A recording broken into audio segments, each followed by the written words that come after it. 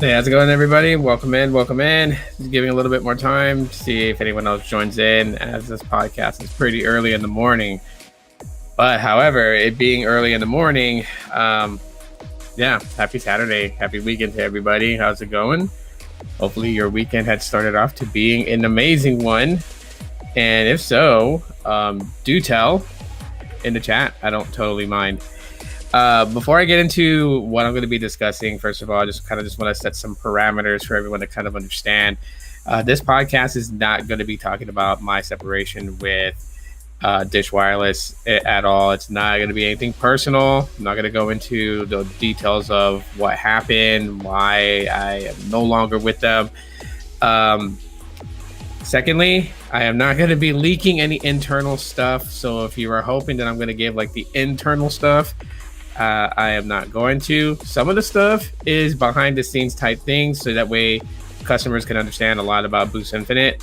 But I am not going to go into like internal things that just I have no ambitions to try and damage the company or any of that. Hey, Michael, good morning to you, man. So yeah, I'm just gonna be kind of breaking down a lot of the things that's been going on with Boost Infinite. Good morning, Sneed. Just going through that whole spiel of what to expect, what's going on, what things did we think was going to happen that hasn't come, all these things about Boost Infinite, so people get an understanding. Even some of the stuff that kind of causes aggravation that I see that are things that they are actively trying to fix, that seem to be like a problem. So I'm going to get into all that here today. We'll start here shortly. How are you guys doing this morning? How is your Saturday starting off? What'd you guys have for breakfast? That type of thing. I really want to know. I genuinely want to know. So you guys can feel free to share that if you guys want to. I'll give it another minute or so before I kick the tires and light the fires and get things going on it. There's a lot to share, a lot to talk about.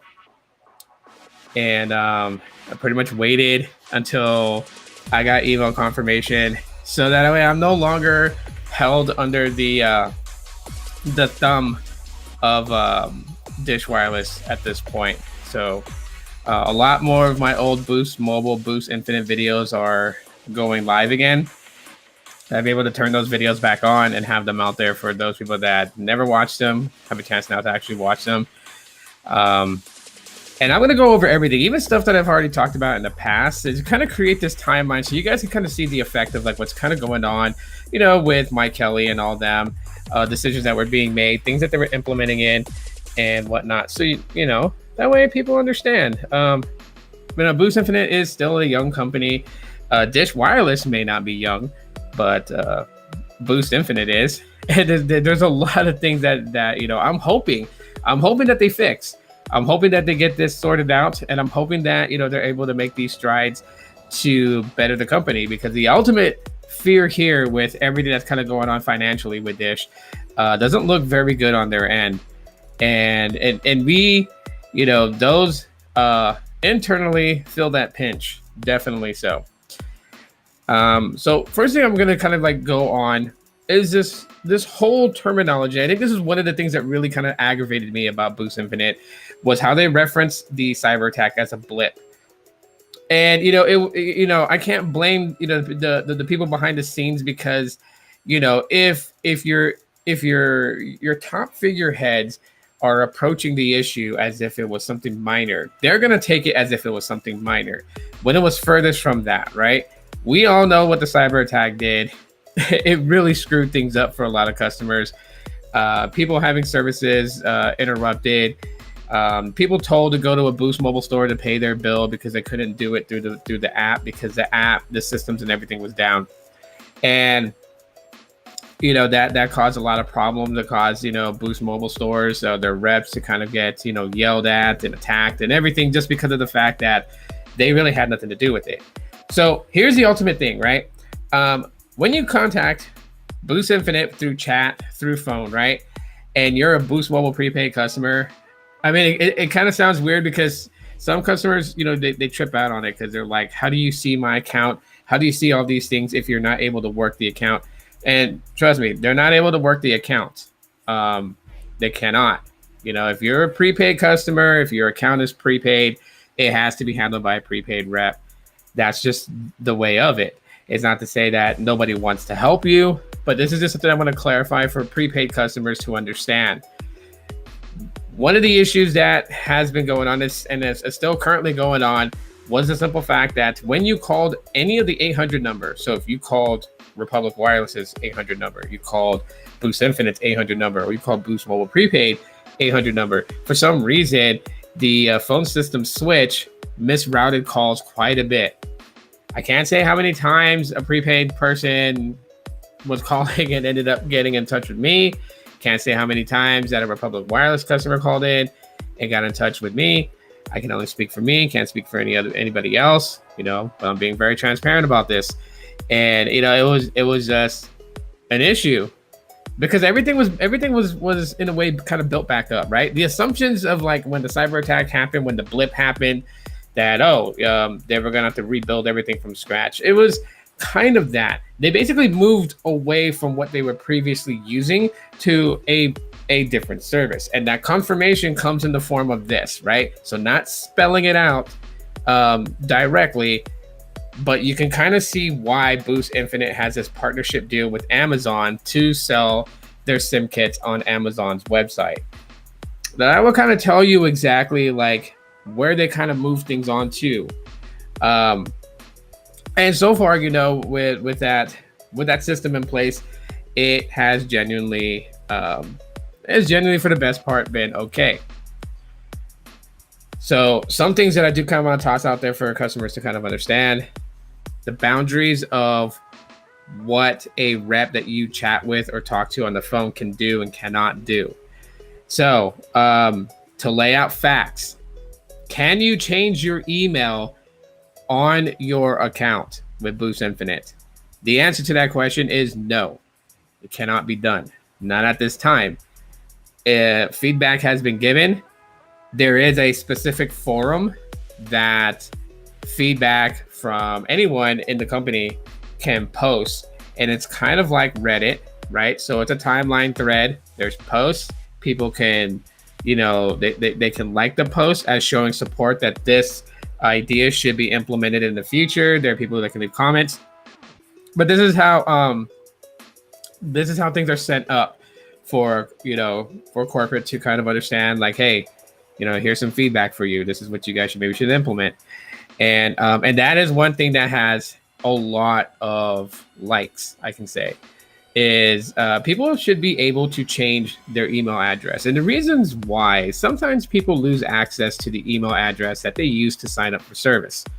They may have something that compromised the email address, and so they want to go and they want to change, you know, to a new email address. And I'll tell you right now that if you've contacted them in and they're like, yeah, you know, they'll change your email address, that there's no way to edit that. They can't change it.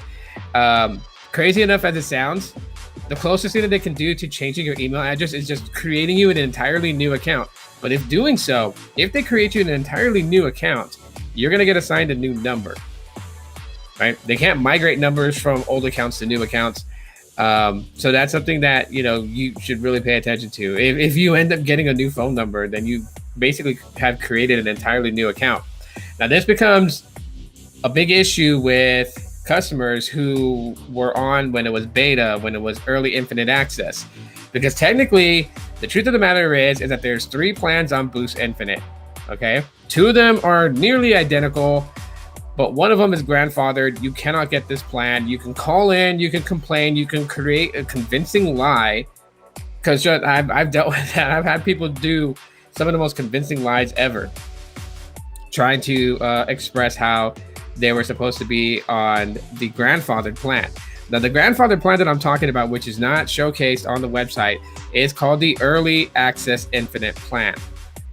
The difference between that and the Infinite Unlimited plan, which is their base plan, is that the Early Access Infinite gives you some key features that are in some of the add-ons that you can add on your plan. So if you have early access infinite, you get the unlimited talk and text. Okay. You get 30 gigabytes of priority data access and you're throttled. Okay. I don't care what Dish Wireless's verbiage or understanding what deprioritized is. To me and to most people, deprioritized means that in moments of congestion, you, for using a lot of data, will be deprioritized for network access compared to someone that used less data than you. Throttled is when you are slowed for the rest of your bill cycle. And this was one of the problems that I had with the verbiage and the way that we were told how to position things to customers. To me, felt like we were lying to customers' faces. Just being honest. So, yeah. But you would get the unlimited talk, text, data. Okay, 30 gigabytes of priority data access. But you would also get international calling. So you can call from the US to other countries. I think it was 80 plus countries that you can call to on the early access infinite plan.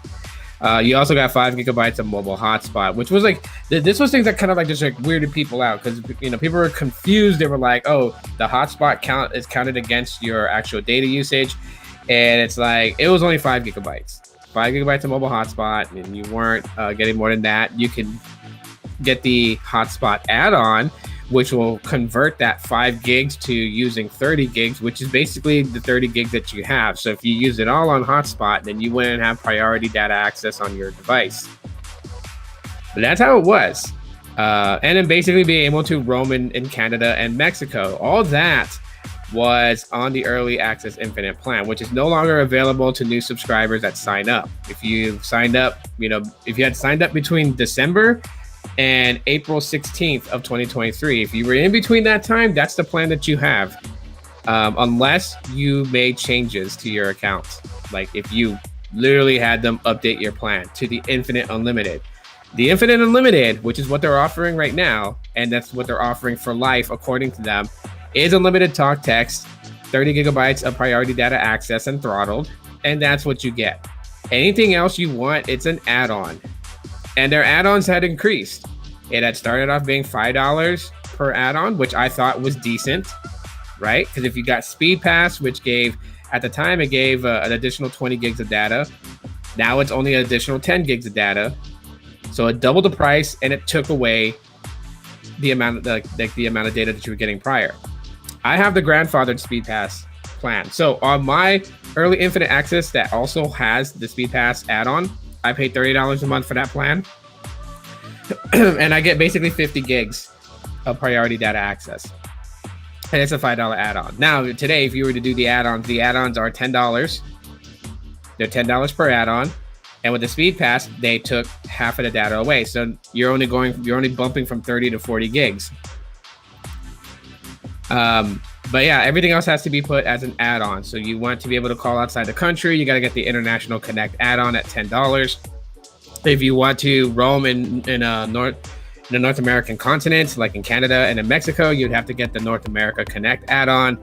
If you want to use hotspot, you got to get the hotspot add-on. All these things are additional, right? So if you think about it, you can literally be paying, like, to get all the add-ons on one line, you can literally be paying $75 a month. Right? There are 4 add-ons. Each add-on is $10 a piece. That's $40 in just add-ons alone. And then, $65. Sorry. My math is bad this morning. And then you get the infinite unlimited plan at $25. That comes out to $65, right? Pretty much similarly close to what you'd be paying on Google Fi before taxes. So that's something that I think that needs to be kind of cleared up. I don't know why they did that. Honestly, it was one of the things that I looked at and said, okay, this is going to become a huge problem. Because the add-ons were positioned in ways where you can add them on when you need them and take them off when you don't, right? So they really wanted people to believe that the infinite unlimited plan was, in a way, a playful, like, modular type plan. Take what you need when you need it, take it off when you don't need it. You know, that literally you had control over your bill, which I guess you kind of did in a way. I wouldn't put it on the Mobile X standard, but in a way, you can you could have controlled your bill, and what you needed from them or what you wanted from them, you would have. The problem with that is when they made these changes, because there were people who were adding on Speed Pass just to have a little extra priority data access, and they didn't mind at all. They didn't mind paying an additional $5. Like when you tell them, like, yeah, you're about, you've used 30 gigs of your data in a month, and the month is not over yet for you. So you're gonna be slowed down. They're like, if I add Speed Pass, would that kick it on? Yeah, it would kick it on if you add it on now. And it's $5. You can add it on now. You can take it off when you don't need it. So okay, I'll add it on for this month, and then I want to take it off next month. And then I would tell them, all right, just remember to go into your Boost Infinite app, go into Manage Add-ons, and disable Speed Pass when you don't need it. So everything is pretty much like pushed to use the app to control everything. And so, so they had this idea of like, yeah, they can play around with it. And they're thinking $5 add-on, 20 additional extra gigabytes of data. They would do it. But now the price has been doubled from $5 to $10, and the amount of data has been cut in half. Anyone that looks at that would be like, what the hell? I used to get 20 gigs, now I'm only getting 10 gigs. And it's not something that you can top on top of each other. You can't add a Speed Pass and then add another Speed Pass. It doesn't work that way. So, it's a tough situation. But yeah, when you think about all the stuff that you're getting there, and you add all the add-ons to try to get what's called the premium access, $65 a month. That's a big gap from 25. But you can see why 25 is pretty basic. 25, unlimited talk, unlimited text, 30 gigabytes of priority data access. Okay. Before the partnership with Amazon, there was no way for anybody to put you on a specific network. I've seen a lot of people kind of like post up like, oh yeah, like I tricked them on how to do it. No, there wasn't a way. The system would generate which network was going to be better for you. And the way that it generated it was not based off 5G connectivity. Now, a lot of people today love watching 5G videos and speed tests. The homie Sneed's got a real good community going on, and people love to listen about the telco news and what's happening in the telecom industry. Like, consumers are not stupid. They're not dumb. They go on YouTube, they listen to these podcasts, they listen to what people have to say, they formulate their own opinions, and then they kind of go off of that based on what they know. So with that being highlighted, it's yeah, you just can't fool people. You can't fool people today. So anyways, with that being said, one of the things that was touted a lot about Infinite was a tri-network connection. Now, this is something that I guess, why I put a lot of stock into Boost Infinite when it first came out, because I was like, oh, we need something like this. We don't really have this. Like, the last time that we had anything that did any type of network switching was Google Fi, before Google Fi settled on T-Mobile and then eradicated their partnership with US Cellular, and now it's just completely dependent on T-Mobile. But before that happened, they had the reliance of Sprint, T-Mobile, and US Cellular, right? So they had a tri-network connection, and it was amazing. It really was. It was probably one of the biggest seller points for Google Fi. At least for me, it was. And I know there were others that think the same way I do, so that, it was pretty big for them too as well. So I was under the belief that there was going to be a SIM card that was just going to automatically switch, kind of like what Google Fi did, right? Now, I don't know if they still intend to do this, but it's not in the cards for the future. Okay, what you get is what you get. What you land on is what you land on, and there's no way around that. So if you sign up for Boost Infinite, and the system generates that you are best for the AT&T network connection, because they don't just base it off data, they don't just base it off 5G. They base it on call quality, text quality, SMS quality, and data, right? So, T-Mobile may have fast 5G in your area, but if it's been known that the call quality sucks, then the system recognizes that it's not going to put you on the T-Mobile network for connection. You're not going to get the T-Mo SIM, which is the blue SIM card. You're not going to get that SIM card, to activate services. So you'll get put on the AT&T. And majority of people that sign up with Boost Infinite through Boost Infinite get put on the AT&T network. It's very rare that someone gets put on the T-Mobile network. I think there's a couple of places like, in Southwest Texas that it's customers from there have been put on the T-Mobile side. A couple of people in Kansas gets put on the T-Mobile side. A couple of areas here in my city, they get put on the T-Mobile side, but majority of people get put on the AT&T side, and there is no switching. The idea and the fact that, if you were assigned to AT&T network and you got the black SIM card with the Infinite logo and you activated it, and say like in your area Dish 5G went live, right? So you're like, oh, okay, like I want the Rainbow SIM, I want the Dish 5G SIM. There's no way to call in and say, hey, give me the Rainbow SIM or make a switch like that. They don't switch it. The only way you're going to be able to switch it is by adding a new line onto your account and hoping that the system generates that you get Dish 5G. So even if like Dish 5G went live in your city, there wasn't a guarantee that you were going to get that SIM card, and you would have to open up a second line in order to get that SIM card.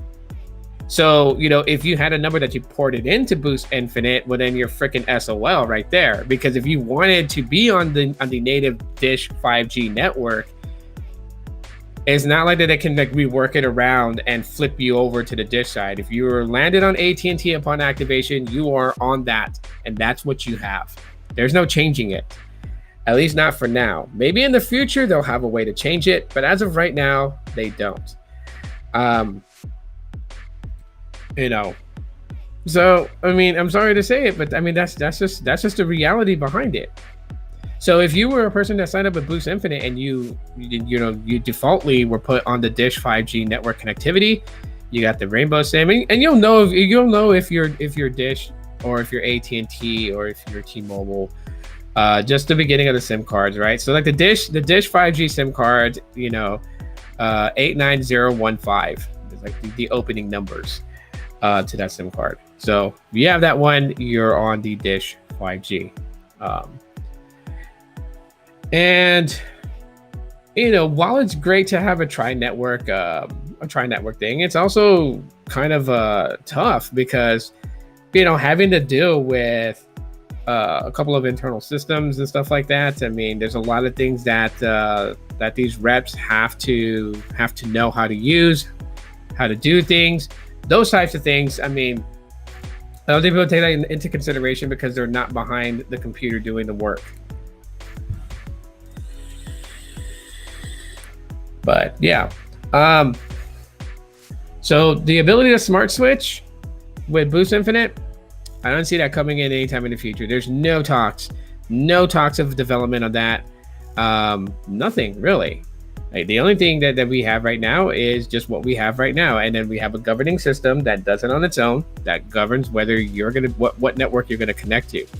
Now, if you absolutely want T-Mobile as the connection, then I'm gonna advise you to get your services through Amazon. Yes, you are paying $25 for the SIM kit up front. Once you activate that SIM kit, after 2 days of it being active, then there's a $25 credit that gets added to your account per line. So if you add 5 lines and you get them all through Amazon, you'll get a $25 credit for each of those lines. Basically, in a way, making the SIM kit free. Now, anyone that orders through Amazon is automatically put on the T-Mobile network access. That is, so you'll get the blue SIM card. There isn't really an AT&T connection if you sign up through Amazon. No, if you want the AT&T connection, you got to go directly through Boost Infinite. Why did they do this? I'm not sure. Nothing was ever communicated to actually explain specifically why anyone that orders from the AT&T side or not AT&T side, but the Amazon side are automatically put on the T-Mobile network. Then there was never any clear reason why they did that. They just did it that way. And it was absolutely weird just because, Boost Infinite is postpaid. It absolutely is postpaid. It's not a prepaid service. It's not mirroring to be prepaid service, it is considered postpaid service. Um, that's what it is, right? So everyone that signs up with Boost Infinite should know that there's going to be a soft credit check for a line. It's not very heavy. I can say this for the time of talking with people.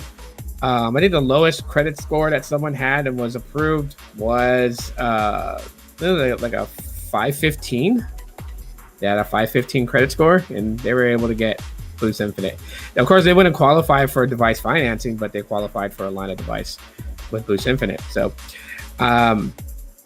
crazy enough thing is that when you order through Amazon, technically, there's not a credit check if you do it through Amazon. But I will tell you this: there are times where Amazon orders that get placed. Customers get their SIM card arrived from Amazon delivery. They're ready to activate. And there's been times where the credit check system has populated for it. So like, I'm going to say this right now. If someone tells you like, oh, if you got bad credit, just go through Amazon and order and you'll get a SIM card. It's not a 100% guarantee you're going to bypass a credit check. Okay. Majority of them do, but not every one of them do. And I've seen this from time and time, So, going through Amazon, you'll be placed on the T-Mobile network. If you go to Boost Infinite, there's a chance that you'll get on the Dish 5G, AT&T, or T-Mobile. It's a gamble. It's like rolling the dice and seeing where it lands.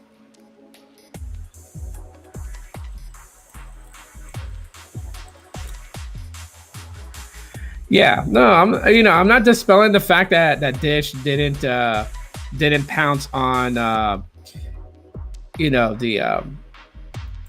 data breach, and I wouldn't wholeheartedly say that Dish actually jumped on it, because they weren't even being really transparent with it. Like no customer has really gotten any information exactly what was taken. I don't know if anyone knows this.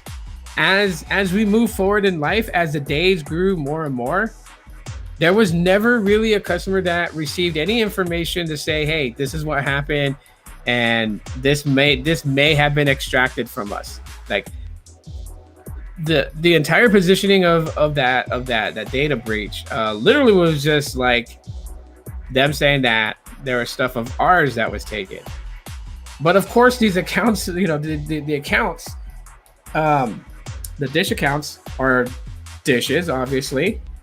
It's their accounts. I mean, it's the customer's accounts, but it's also their account too as well. So when you say, our information got taken, that still can reference a customer.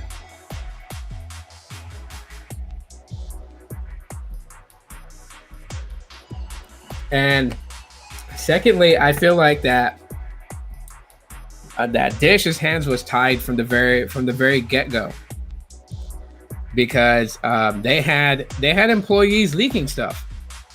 And I think this is probably the reason why that they went really hard on me about my YouTube videos on Boost and Dish, and required me to take them all down.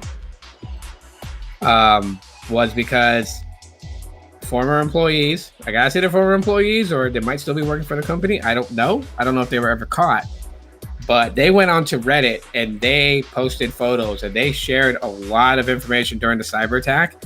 So anything that Dish would have wanted to do as far as damage control and cover up, they really didn't have that option when they had internal workers leaking stuff. Because during that time when the cyber attack happened, they had customer service reps by phone and by chat, and a lot of them were basically getting paid to do nothing because nothing was working, and it wasn't their fault that nothing was working. That they just literally sat at home and collected a check for a couple of weeks.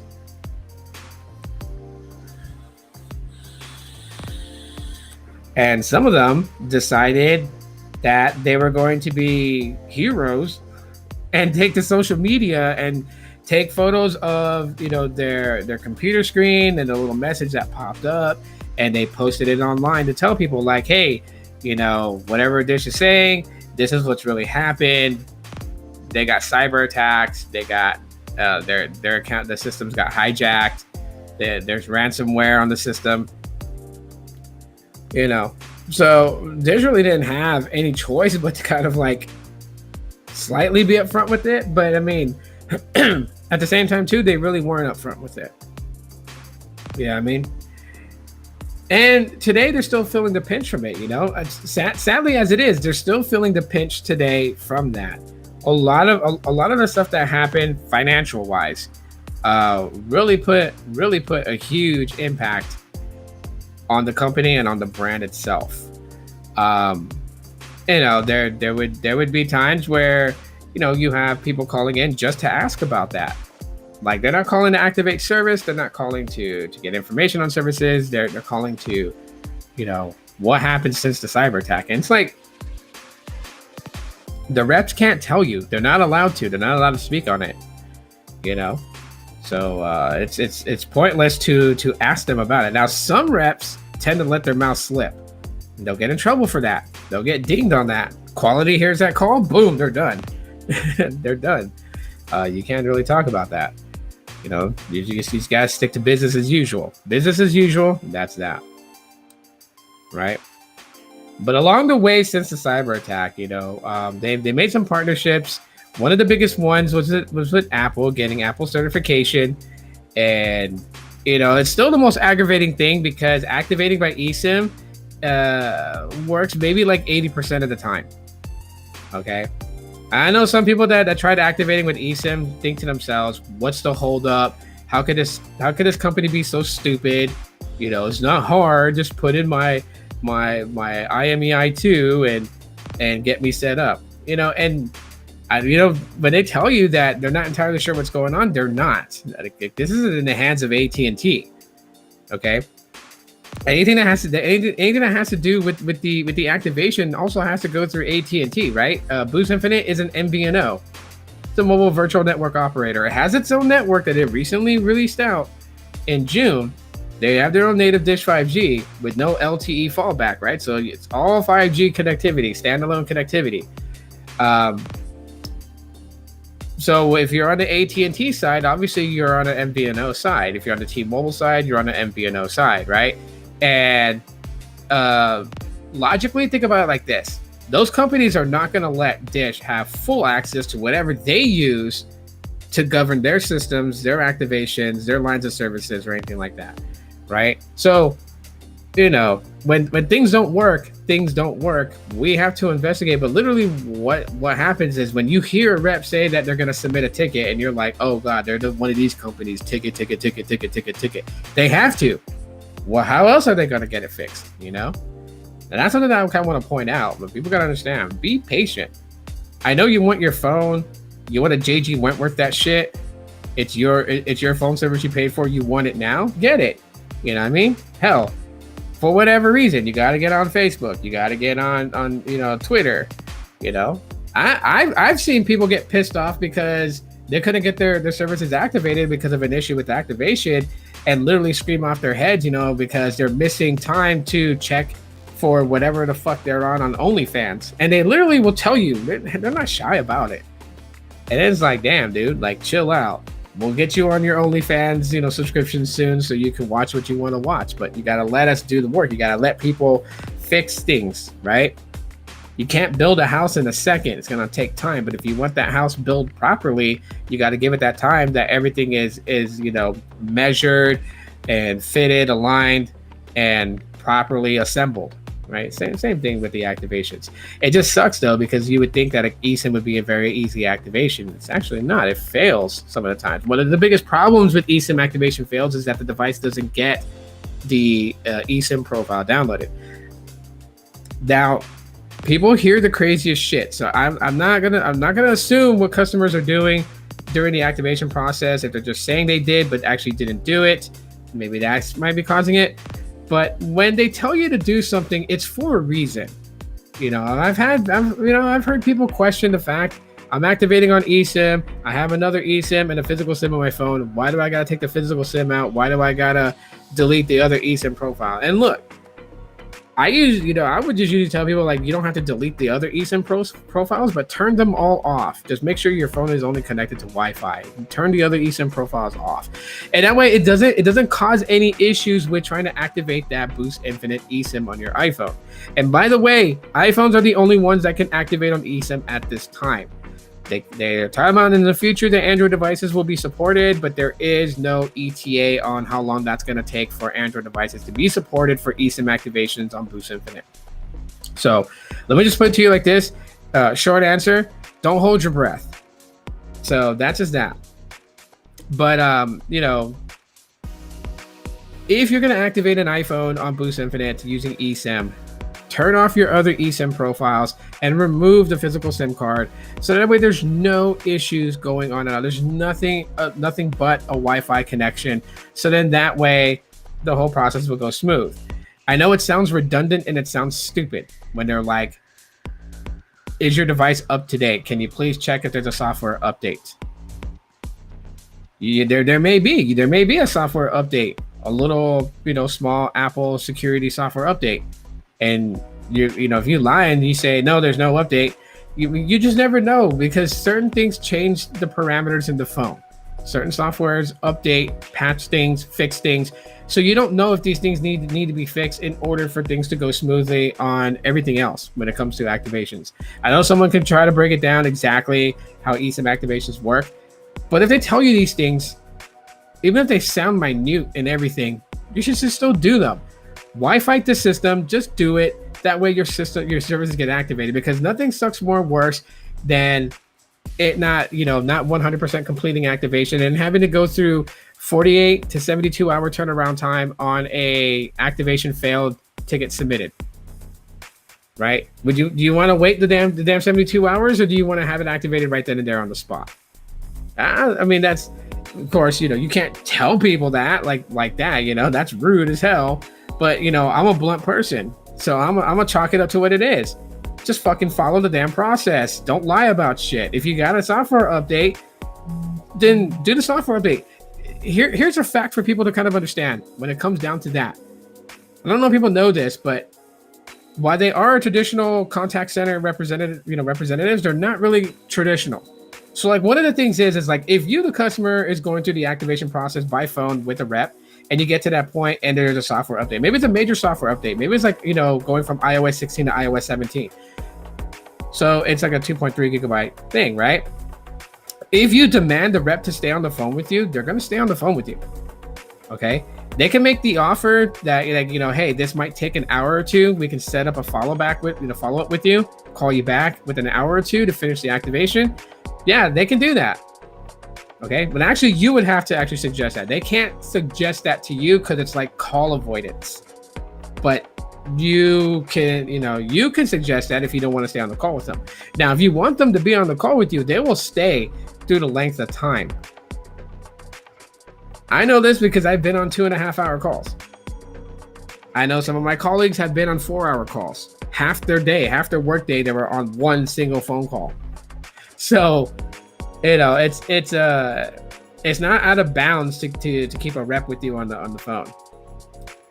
We should just stick to the proprietary carrier SIM card.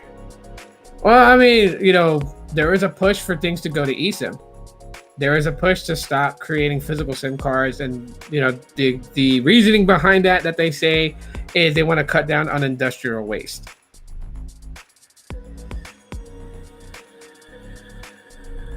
And I can tell you, the eSIM thing is not even that bad. If you think about it, like on my devices that have eSIM support, I can have multiple eSIM profiles downloaded onto it, and I can actually run DSDS on 2 eSIM profiles. It's never been a problem. We're not at the day and age where we have DSDA, but that's coming in the future. Okay. And then the second plan that Infinite has, it's a $50 plan. So double the price, $25 plus $25. What are you getting at this price? And here's where things didn't make sense to me. And it was so hard to really kind of pitch this, right? Because there is a $50 plan that you can get, and you get an iPhone 14 on them. And iPhone 14 comes in the form of credits, okay? So you'll see monthly credits on your bill for the iPhone 14. Now, the $50 plan gives you unlimited talk text, gives you 30 gigabytes of priority data access. It gives you the North America Connect add-on, and it gives you the International Connect add-on. First of all, I think it would be more beneficial for that plan if I did things right, and I would always say this, and it's like it's falling on deaf ears. If I was to rework that $50 unlimited plus plan on Boost Infinite, I would put unlimited talk and text. I would add the speed pass, but the older speed pass. Okay, so the 20 gigabyte speed pass, not the new one that's only 10 gigs, but the 20 gigabytes of extra priority data access. I would give that in there, and then the North America Connect add-on, because then you get the ability to roam in Canada, Mexico. You get the additional speed, and then of course the infinite unlimited access plan. Okay, that's what you get with the $50 unlimited plus. And I think you get hotspot as well. I don't remember if the hotspot's on there or not. I know North America Connect and International Connect is on there. And then of course, so like, yeah, with that, you're getting unlimited talk and text. You're getting 30 gigabytes of priority data access. Then you're throttled after you pass the usage of 30 gigs before your bill cycle's over. You get roaming in Canada, roaming in Mexico, and you get international calling to 80 plus countries, and international texting to 200 plus countries. And when you kind of look at that, you're like $50 for that, and you get an iPhone 14 on them, or you get a what's it, the Moto Edge Plus 2023. So there is, a free Android you can get from them, or a free iPhone you can get from them, going with that plan as a promotion. And of course, it's free only because monthly credits, right? So yeah. First of all, take out the equation of free device and compare the $50 to the $25 plan. What are you really getting out of that? And I say, let's go by today's standards, okay? Because this is, like I said, this is where it gets crazy. Let's go by today's standards, okay? The add-ons are $10 a piece, all right? So if you're on a $25 plan and you add the North America Connect, that's $35. If you add the International Connect and the North America Connect to the Infinite Unlimited, that's $45. Okay. And the Unlimited Plus is $50. Kind of weigh the options there. Kind of weigh. Again, I'm going to say it slow again so people can kind of follow along with me here. $50 Unlimited Plus plan. Unlimited talk and text, 30 gigs of data. And then you're slowed for the rest of your bill cycle. Roaming in Canada, roaming in Mexico, with the North America Connect add-on to it, and the International Connect, calls to 80 plus countries, text to 200 plus countries. That's in the $50 Unlimited Plus plan. The same features can be put on your Boost Infinite line. Infinite Unlimited Access, $25. Add the North America Connect add-on, that makes it $35. Add the International Connect plan on add-on on top of that, we'll make it $45. So does that mean that the iPhone is the free iPhone? Technically, you're paying $5 for it a month. Hey, if you got the free iPhone, if you just went the Unlimited Plus plan, then it's like you're paying $50.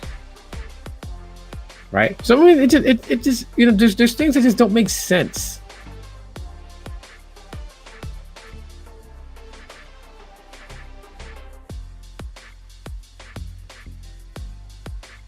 Well, they couldn't keep the CDMA networks because 4G LTE could not. There was no way to do it. Like WiMAX wasn't all that great. WiMAX is what Sprint used because they wanted to use that for their 4G network. It didn't work out. But like 4G LTE, it's its own thing. It's not a GSM thing. It's not a CDMA thing. So yeah. And I mean, you're saying that if SIM cards created too much of a waste, then they should have kept the CDMA networks active. But we're not on 3G anymore. 4G wasn't going to use that, and that's why we have eSIM now. So Well, CDMA wasn't outed for GSM LTE. I mean, GSM, that was used globally, right? The United States was really the only place that used CDMA technology. And again, that's for 3G, and GSM is for 3G and under, right? LTE is its own thing, and it was going to require a SIM card, no matter what. Like when you look at all the carriers like Boost Mobile that use CDMA until its downfall.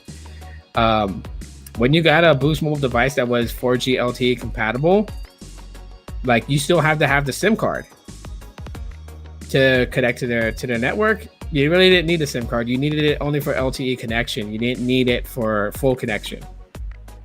In the early days of 4G LTE.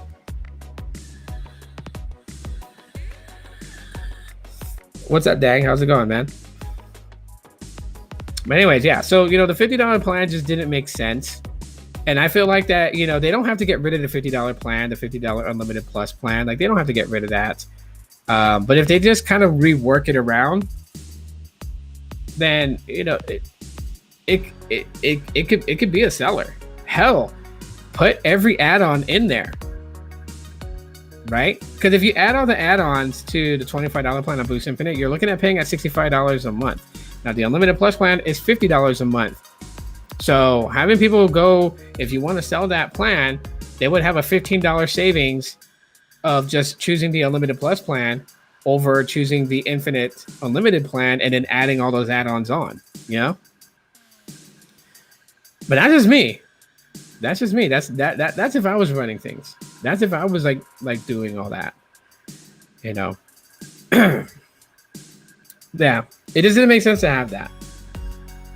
That makes sense the way that they have it structured right now, They are taking so much feedback and advice, and it just seems that like the people that are giving the advice and stuff are giving the feedback of things from previous places they worked at. Like I know people that worked at AT&T, and so they're giving feedback of what AT&T customer service reps were doing and what tools they had.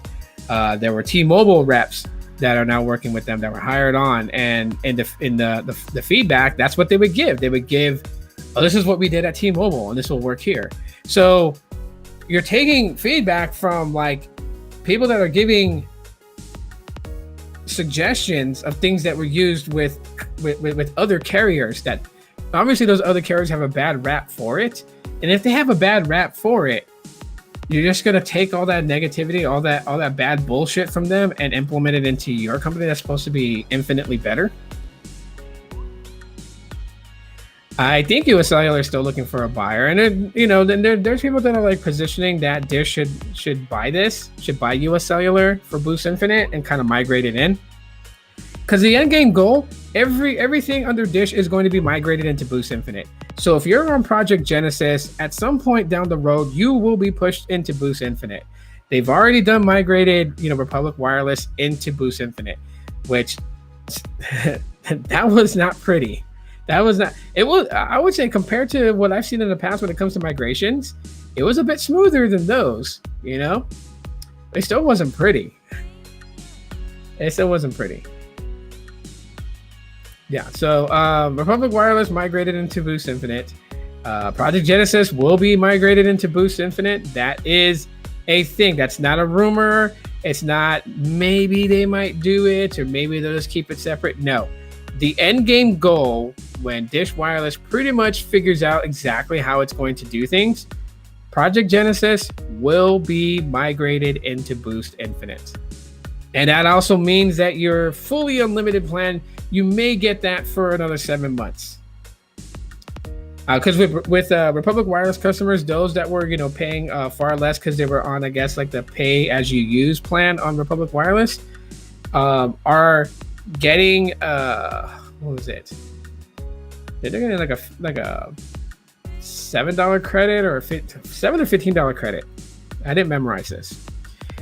To make their bill lower for 6 months, and then they will be billed at the $25 price. So if you're a Republic Wireless customer and you think that because you're told that every month you're going to get a credit on your bill to make your bill lower because of what you were paying on Republic Wireless before the migration, understand you will be paying $25 like everybody else does 6 months from the point that you fully migrated over to Boost Infinite.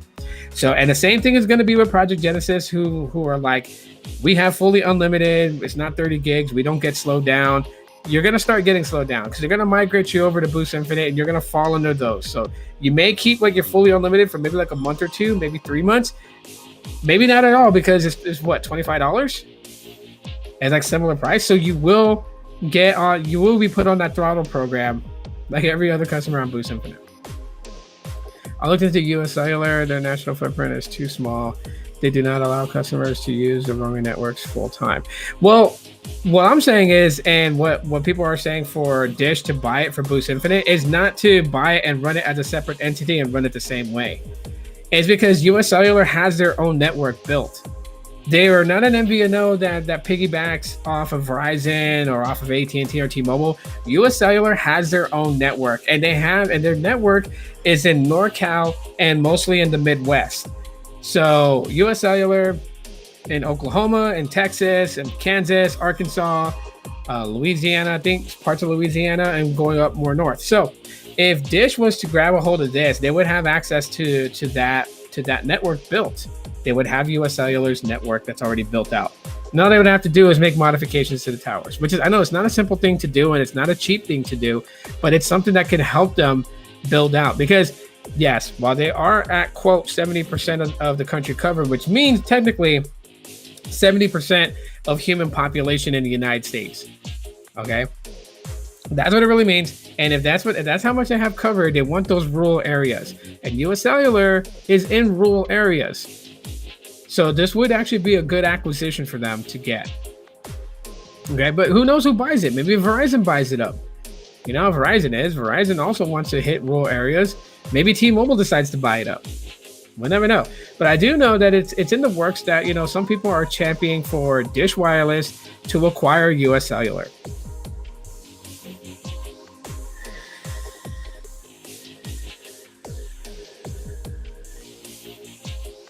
Now, while all the things that I talked about may sound a little negative on the Boost Infinite side, you also got to remember something too.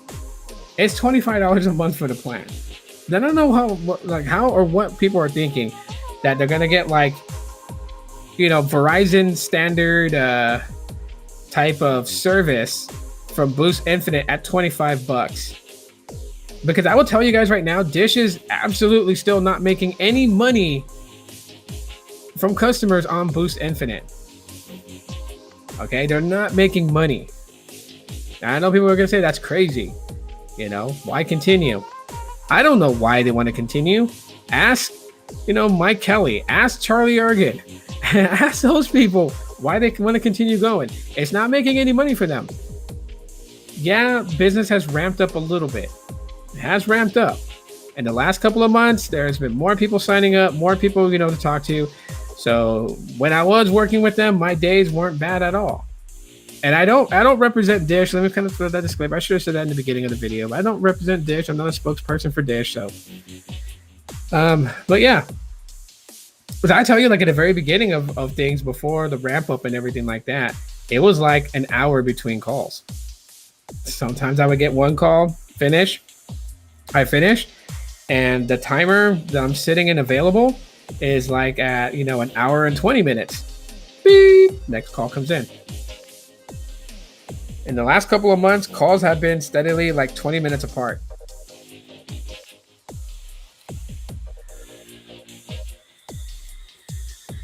So business is kind of picking up for them. But even like news articles are kind of reporting that it's not that booming or that lucrative like they assumed it was going to be. It's not. You know, they're ranked fifth place on Amazon as far as like top selling you know, SIM card providers. Boost Infinite sits in 5th place. You know, they were expected to be in 1st place. You know, because the plan is not bad at all. When you kind of think about it, if you have home Wi-Fi access, and I always bring this up because it's like this is a thing that's overlooked. People have home Wi-Fi access. They have Cox Internet. Blech. I don't like I don't like their services, and their customer service sucks. They have CenturyLink, you know, they have internet through Spectrum. Um, so a lot of people have home Wi-Fi, and they connect to it. So if you're connected to home Wi-Fi, you're not using your mobile data. You could make 30 gigabytes of priority data access last you 30 days. Okay, it's possible. Um, so you're paying $25 a month. That's pretty cheap. That's hella cheap for postpaid now. Okay, postpaid. We're comparing Boost Infinite to T-Mobile, AT&T, and Verizon. We're not comparing it to Visible and in US what is it, US Mobile or whatever it's called, or you know, Metro by T-Mobile or Cricket Wireless or Red Pocket or any of those. All right. Boost Infinite should be compared to T-Mobile, AT&T, and Verizon. It is postpaid like them. Okay, doing things a little bit different than them, and their pricing way affordable, way affordable, way affordable.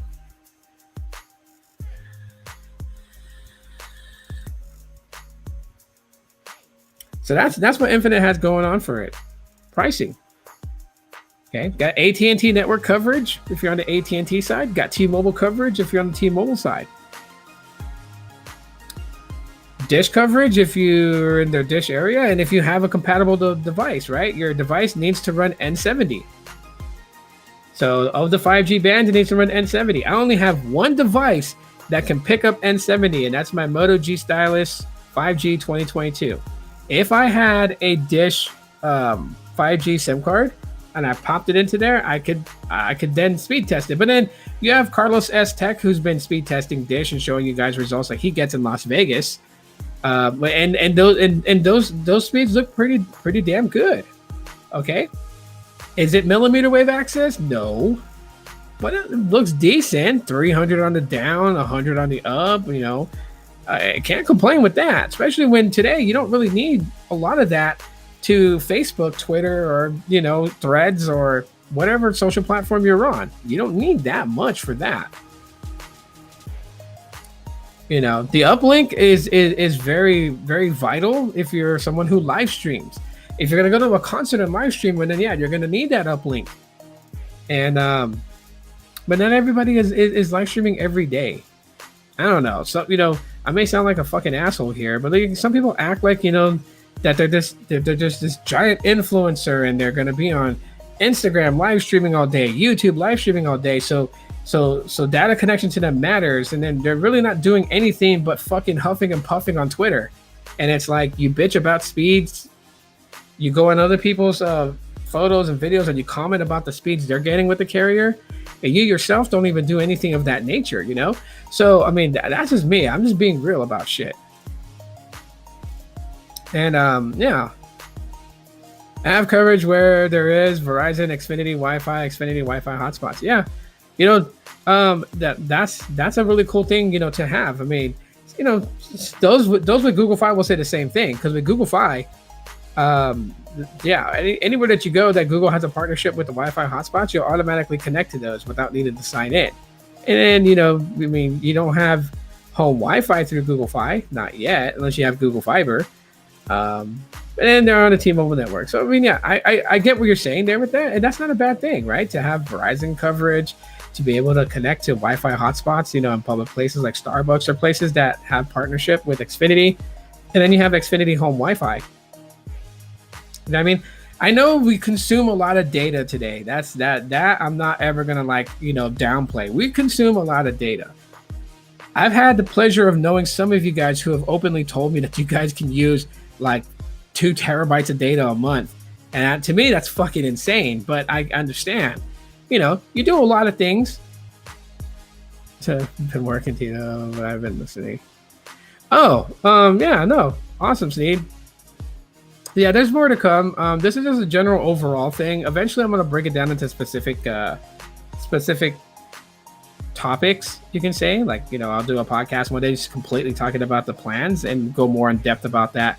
I may talk about business structure, how they're handling things. Because, I mean, there are things that customers want to know. Like here, I'll give a free one right now. Well, I've been giving free ones all day, but I'll give one right now that I think that a lot of customers don't believe, and it's absolutely true.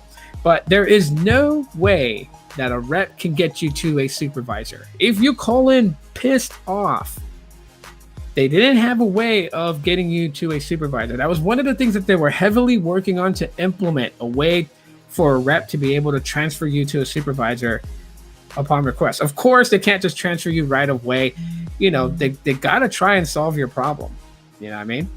But if you're like gonna like, you know, stonewall them and be like, no, I dealt with this too much. I don't want to talk to you. Get me a supervisor. Get me a supervisor. If they tell you like they don't have a way of getting you a supervisor, they really don't. They can't just. Most of them are working remote from home, so they can't just get up from their desk. Like, what do you expect them to do? I mean, this is like, what do people expect them to do? Even if you know that they work remote, what do you expect them to do? Say, okay, give me 1 second, put you on a hold, and then get up from their desk, walk to their car, and drive to the nearest supervisor's house and pick them up and bring them back to their. They don't fucking work that way. Like, God, some people's expectations are like fucking insane. But as far as like transferring to the supervisor, no. The most that they were able to do is, basically communicate with the supervisor, and the supervisor kind of walk them through what they need to do to try to fix it. But the rep is always going to be the middleman that's going to be the one talking to you as a customer and trying to get as much information from you to help them position a resolve for that problem. Exceeding the mobile is the best way to get Verizon postpaid service. I guess so, right? I mean, because Verizon raising prices, T-Mobile raising prices, AT&T raising prices, everything's raising prices. It's like we got lied to with this whole Sprint T-Mobile merger when they're like, it's going to create competition, it's going to create jobs. Then you see on the news, 7,000 employees laid off at T-Mobile. You know, so you're like, okay, well, there went the whole, it's going to create jobs. And then it's like, oh, we're going to be competitive and prices are going to be great for consumers. And all I'm seeing is prices going up. That is the reason why that I gave a little bit of stock in Boost Infinite and what they do. $25 is affordable. I could deal with that, you know? And, you know, I guess I'm a person that comes from a thing like you get what you pay for. So I don't expect the services to be immaculate with Boost Infinite if I'm paying only $25 a month for it. Well, technically $30 because of the speed pass that I have. But you know what? It's working. I mean, I leave the house, I can get on Twitter, I can share things with you guys on social media. I can take pictures of the sunset and post it online for people to see. I can play my Pokemon Go. Yes, I play Pokemon Go. Some people that don't like it, get the fuck over it. Excuse my foul mouth languages. But I just find it weird when people make fun of me because I play Pokemon Go. Like, if you play Monopoly, can I start saying some stuff about you? I got people sending me invite requests for Monopoly.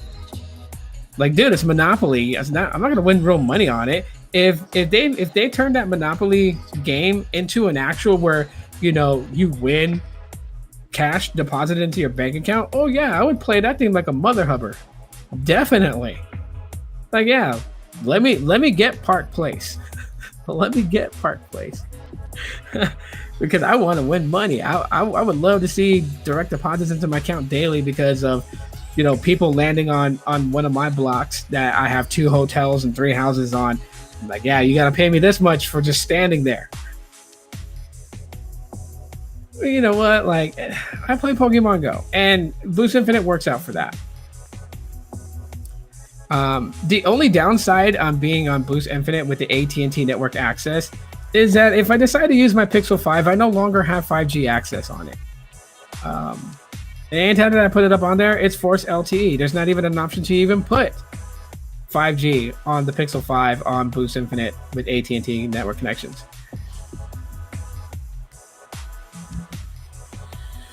Now, I just always find it funny because when I play Pokemon Go, I got people that like that basically just always got something slick to say. Which is why I have my own gaming / Pokemon Go channel. Like, yeah, it's mostly for Pokemon Go where, you know, I want to like talk about the game, play the game, show you guys things about the game or whatever. I also been doing some retro games on there. So I live stream, and I think the last thing I played was Mario Brothers 3. and like I was dying a lot on one level in Eighth World. But I mean, I've been gaming on there from time to time for fun, and just I got a bunch of like old retro games from either Nintendo, Super Nintendo, Neo Geo, Sega Genesis, Sega 32X, all those. And I got a bunch of emulators downloaded on my laptop, and of course I'm on live stream gameplay every now and then on there just to have some fun. So yeah, you guys, the link's in the description if you guys want to subscribe to that channel. You go Shadow 300. If you guys want to subscribe to that channel, it's really all about gaming on there. But anyways, to kind of close out this podcast, introduction back into the news and stuff about Boost Infinite. And like I said, I'm not going to give internal stuff to that degree, like, what systems are they using, what are they called, and all this other stuff. I'm not going to do that. But I'm going to share with you guys what my frustrations were. Things that I saw, things that they were doing that I felt, were just like, why type of thing. And I'm free to talk about it because I'm no longer with them. And, as to one person who apologized on Twitter about hearing that I'm no longer with them, like, don't be sorry for that. The split between me and Boost Infinite was not a bad one. I wasn't terminated. I didn't do anything wrong. It was nothing to that nature. So basically, we parted ways on good terms. And a lot of people that were subscribed to the channel because of Boost Mobile and Boost Infinite news that I would discuss, I'm able to bring these videos back to them. I'm able to reopen all the old videos that I had that, people, which was astonishing. People were still watching some videos that were like freaking 9 years old. I don't know why anyone would actually research and watch a video about the Boost ZTE Max how to root video. I guess people just like watching videos for nostalgic purposes because that video is still getting views, and it got a lot of views. So, but I'm now able to actually talk about it. And since I've dealt with Boost Infinite, I have a internal like an internal site and a mind to kind of understand what they're gonna do and what they mean by certain things and how they're gonna go about it. When the cable companies signed MVNO agreements with Verizon, competition has been saved from the devastation that T-Mobile created. Yeah, I guess so. I agree with that. And the cool thing about that is that if you're already a subscriber to these cable companies, then you can bundle. One bill to worry about, right? You don't have to worry about a phone bill, cable bill, internet bill. It's all rolled into one. You just pay one bill for all that. And you pay your rent, you pay your electric and utilities, whatever else you have.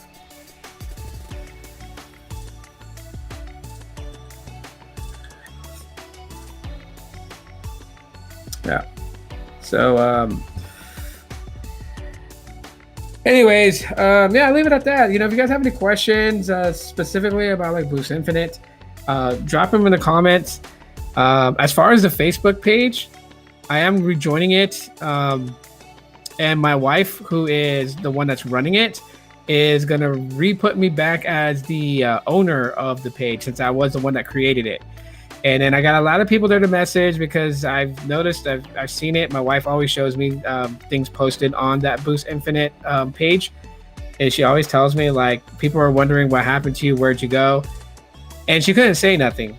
She couldn't tell him, like, hey, he works for them and, one of their HR people and him had a sit down and they basically requested that he take down all the videos and remove himself from anything that had to do with Boost Infinite. I mean, it was that bad. I couldn't even post a fucking tweet about Boost Infinite. The only thing I could do was just reshare. If they posted something, I could reshare it. No quotes, no nothing, just reshare it. But I couldn't go on there and say on Twitter, Boost Infinite service is amazing. Even if it was a positive thing, I would have gotten in trouble. So, yeah, I'll be joining back the Facebook group page and just talking to some of the people on there and just kind of helping them. My ultimate goal is not to tear down Boost Infinite. My ultimate goal is to help people kind of navigate all the stuff that they're going through. Because again, the ultimate thing about Boost Infinite is that they are a new company, and they're trying to adopt a new way of doing things. They're also trying to learn things. Okay, let's just chalk it up to what it is, and I'll just be 100% honest with you guys. There are people from the TV side that have been moved over to the Dish Wireless side, and they're taking what they know from when they worked on the TV side as supervisors, coaches, and stuff like that. They're taking those things and they're implementing it there.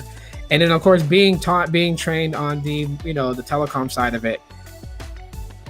There are times where there's things that, that are newly released that supervisors get training on a day before they execute the training to their team. Yeah, I know it sounds like a clusterfuck of things, you know what I mean? But all things new gets better in time.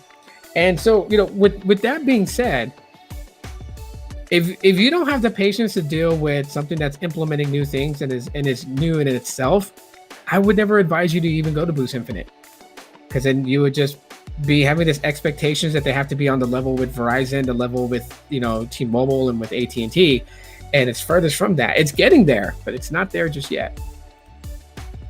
No.